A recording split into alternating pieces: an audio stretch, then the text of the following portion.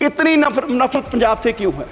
जिस पंजाब का बलिदान इतना बड़ा रहा कि देश को आजाद करवाने में भी हमारी 80% कुर्बानियां, और उसके बाद भी सर पंजाब के किसी गांव में जाइए, आपको कोई भी गांव में ऐसा नहीं मिलेगा कि जिस गांव में हमारे शहीद की मूर्ति ना हो, जिसने सरहद पर राखी करते अपनी जान कुर्बान दी। आज भी कोई दिन नहीं होगा कि तिरंगे में लिपटी लाश हमारे नौजवानों की हमारे गांव में, हमारे पंजाब में नाती हो, और उसका आप जिक्र तक नहीं करते। देश आत्मनिर्भर हो गया, आत्मनिर्भर हो गया। आत्मनिर्भर करने में भी सबसे बड़ा योगदान हमारे किसानों का है। और वो कोई ऐसे नहीं हुआ हमें मूल्य उतारना पड़ा, हमें अपना पानी बर्बाद कर लिया, हमें अपनी धरती बर्बाद कर ली। और पंजाब से कैंसर एक्सप्रेस ट्रेन जाती है सर राजस्थान, वो इसलिए जाती है क्योंकि देश का पेट भरने का काम पंजाब कर रहा है। और आप उसके लिए हमें दे क्या रहे हैं? हमारी झांकियां तक आपने 15 का 26 जनवरी में से निकाल दी। सर फ्लड्स के लिए बजट आपने लॉट किया, आपने कहा जी शाम में फ्लड्स आए, बिहार में फ्लड्स आए, उत्तराखंड में फ्लड्स आए, हिमाचल में फ्लड्स आए। क्या सर पंजाब देश का हिस्सा नहीं है? जो बारिश उत्तराखंड में हुई, हिमाचल में हुई, क्या वो पहाड़ों में रुक जाएगी? वो सारी बारिश का पानी पंजाब में आया और 1680 करोड़ का नुकसान पंजाब का हुआ। सर मैं उस समय इरिगेशन मिनिस्टर था, मैं तरन गया, मैं कपूरथला गया, मोहाली गया, रोपड़ गया, और हमारे वहां सर क्षेत्र में ऐसा माहौल बन गया कि 3 फुट मिट्टी चढ़ गई। और वहां मैं दावे से कह सकता हूं कि अगले 20 साल भी वहां खेती नहीं हो सकती। सो सर मेरी मांग है कि पंजाब को स्पेशल पैकेज दिया जाए। हमारी इंडस्ट्री बर्बाद हो रही है, उसके लिए स्पेशल पैकेज दिया जाए। और ये बजट मैं कहूंगा कि सिर्फ बचाने का हनुमान बेनीवाल जी, देश के लिए, देश के किसानों के लिए, कुछ नहीं है। जब बीजेपी की सुई 230 और 40 के बीच अटकी हुई थी तो हम सोच रहे थे कि 5-10 और कम हो जाएं, और कम हो जाएं, लेकिन अब मैं कहता हूं भगवान का शुक्र है कि आपकी 240 आ गई।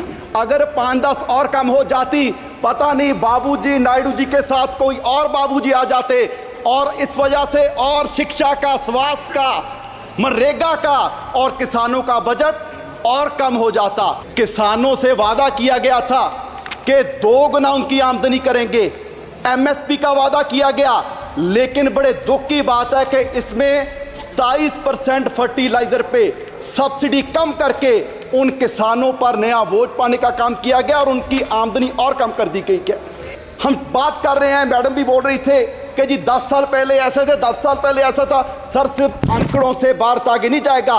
अगर पूरी दुनिया में भारत की पोजीशन देखनी है तो हैप्पीनेस इंडेक्स में हम 2016 में 118वें नंबर पर थे और अब 126वें नंबर पर चले गए हैं। और धन्यवाद।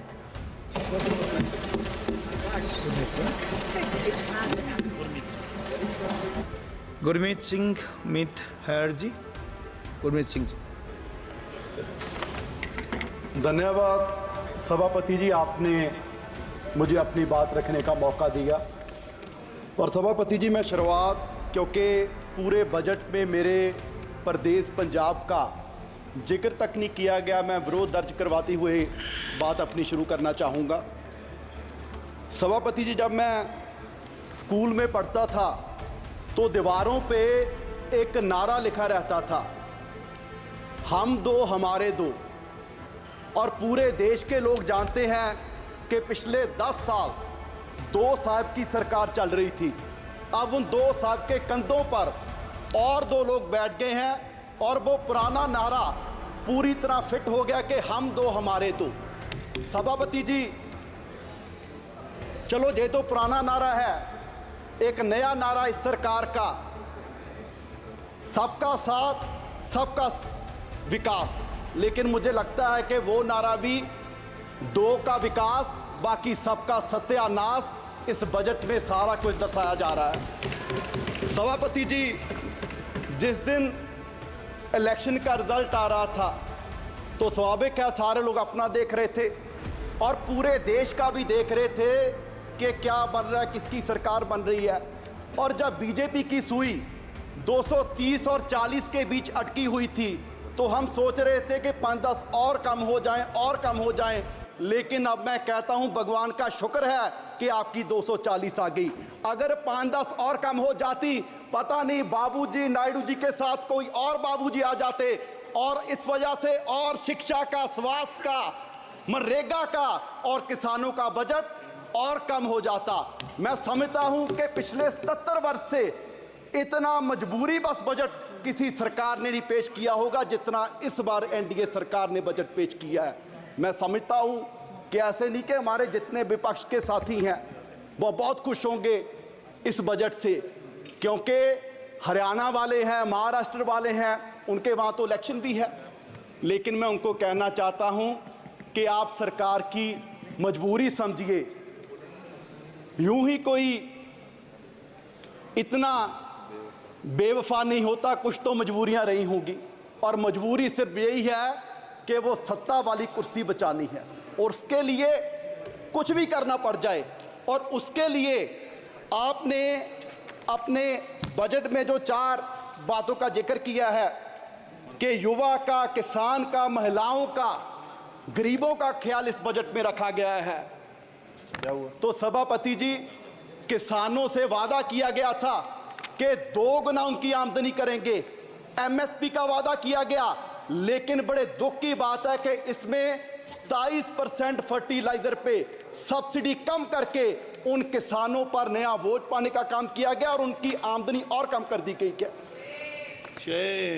आपने कहा कि गरीबों की सरकार है, और गरीबों को सबसे बड़ा बेनिफिट पूरे देश भर में अगर मिल रहा था तो मनरेगा से मिल रहा था, और उसका भी बजट कम कर दिया। और उसमें जो महिलाओं की बात इसमें की गई है, सबसे ज़्यादा महिलाएं ग्रामीण क्षेत्र से, अगर कहीं से उनको इनकम है तो मनरेगा से है। सो बड़ी शर्म की बात है, आपने ना गरीबों को छोड़ा ना महिलाओं को छोड़ा। और उसके बाद युवा की बात की गई। सर, आपके ही इकोनॉमिक सर्वे में जिक्र किया गया कि भारत क्योंकि युवा देश है, यंगिस्तान है, तो यहाँ एआई पर हमारे रिसर्च नहीं हो रहा। जितने रिसर्च पेपर्स हैं, अगर हम अमेरिका से कंपैरिजन करें, चाइना से कंपैरिजन करें, तो हम बहुत पीछे हैं। तो उस पर फंड देने की जरूरत थी। पर सर, बड़े दुख की बात है कि आपने आईआईटीज का बजट कम कर दिया, आईएमएम्स का बजट कम कर दिया। क्या इस तरीके से हम देश को आगे लेके जाएंगे?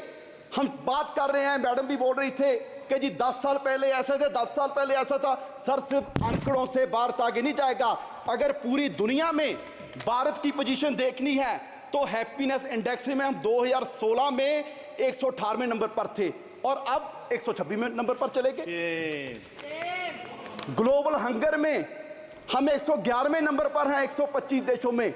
और जिन हमारे जो पड़ोसी देश हैं, जिनको हम मुल्क भी नहीं समझते हो, वो भी हमारे देश से आगे निकल रहे हैं। और सबसे हैरानी की बात सभापति जी आपको होगी, एक रिपोर्ट के एनवायरमेंटल परफॉर्मेंस इंडेक्स 180 देशों का सर्वे किया गया, और बड़े दुख की बात है कि हम 180वें नंबर पर हैं।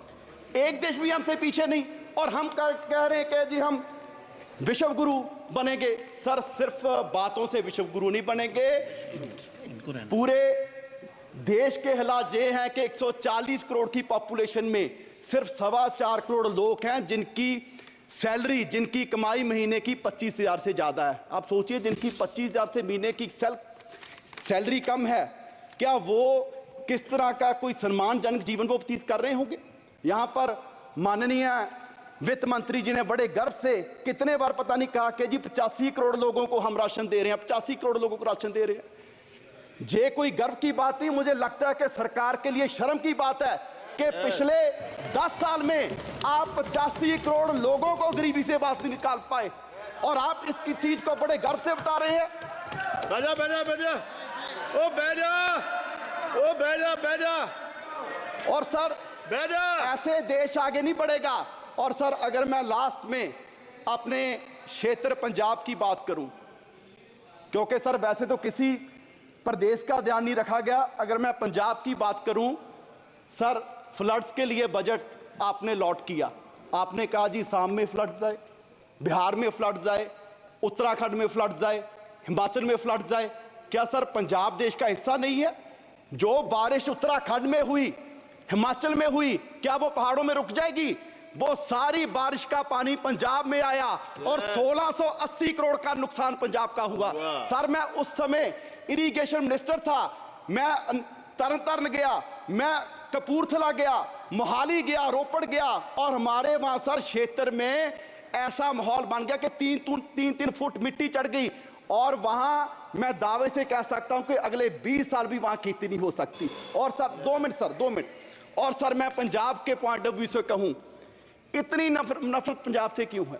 जिस पंजाब का बलिदान इतना बड़ा रहा कि देश को आजाद करवाने में भी हमारी 80% कुर्बानियां, और उसके बाद भी सर पंजाब के किसी गांव में जाइए, आपको कोई भी गांव में ऐसा नहीं मिलेगा कि जिस गांव में हमारे शहीद की मूर्ति ना हो, जिसने सरहद पर राखी करते अपनी जान कुर्बान दी।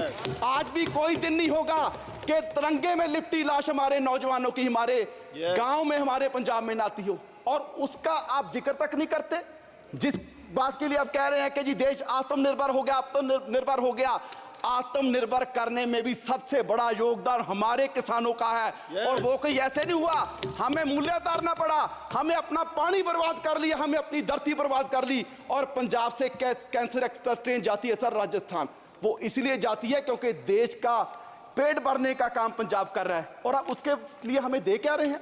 हमारी झांकियां तक आपने 15 का 26 जनवरी में से निकाल दी।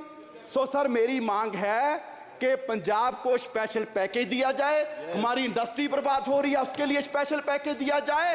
और ये बजट मैं कहूंगा कि सिर्फ कुर्सी बचाने का हनुमान बेनीवाल जी, देश के लिए, देश के किसानों के लिए, हनुमान बेनीवाल जी कुछ नहीं है। बहुत